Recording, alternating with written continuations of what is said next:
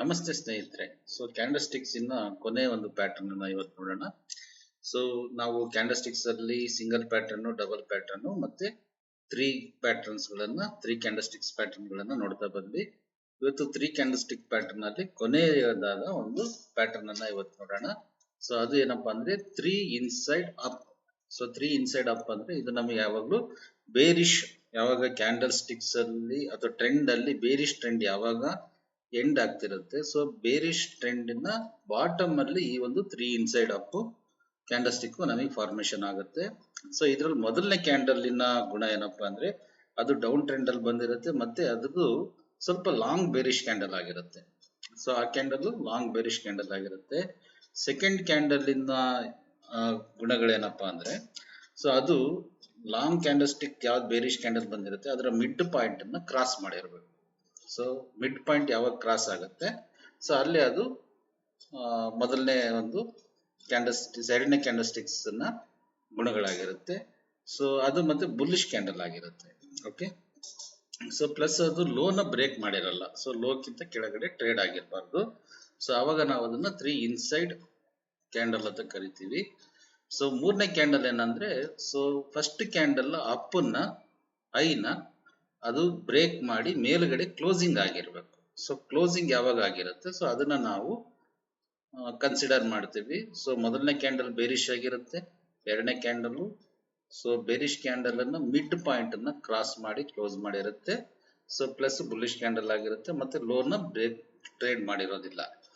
So ಮೂರನೇ candle ಏನಾಗುತ್ತೆ so first candle ಹೈನ ಕ್ರಾಸ್ ಮಾಡಿ ಮೇಲ್ಗಡೆ ಕ್ಲೋಸಿಂಗ್ ಆಗಿರುತ್ತೆ. ಸೊ ಇದನ್ನ ನಾವು ತ್ರೀ ಇನ್ಸೈಡ್ ಅಪ್ ಅಂತ ಕರಿತೀವಿ.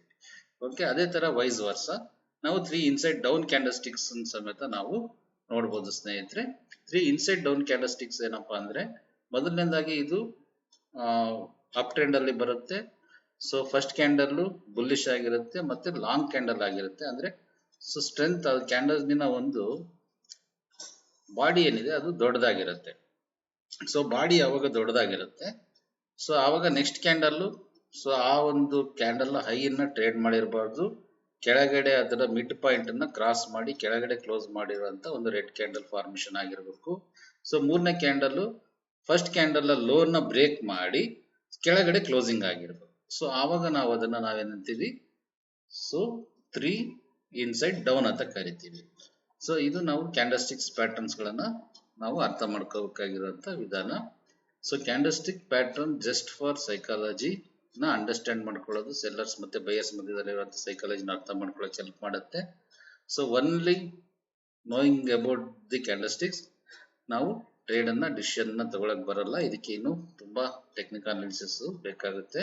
ಸೊ ನಾನು ಮುಂಬರುವ ವಿಡಿಯೋಗಳಲ್ಲಿ ಅದನ್ನೆಲ್ಲ ನಾನು ನಿಮ್ ಜೊತೆ ಡಿಸ್ಕಸ್ ಮಾಡ್ತಾ ಹೋಗ್ತೀನಿ, ಇದರಲ್ಲಿ ಟೀಚ್ ಮಾಡ್ತಾ ಹೋಗ್ತೀನಿ.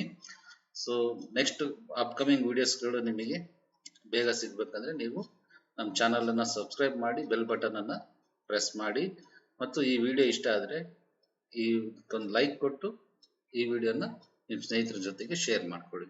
Thank you. ನೆಕ್ಸ್ಟ್ ವಿಡಿಯೋದಲ್ಲಿ ಭೇಟಿಯಾಗೋಣ.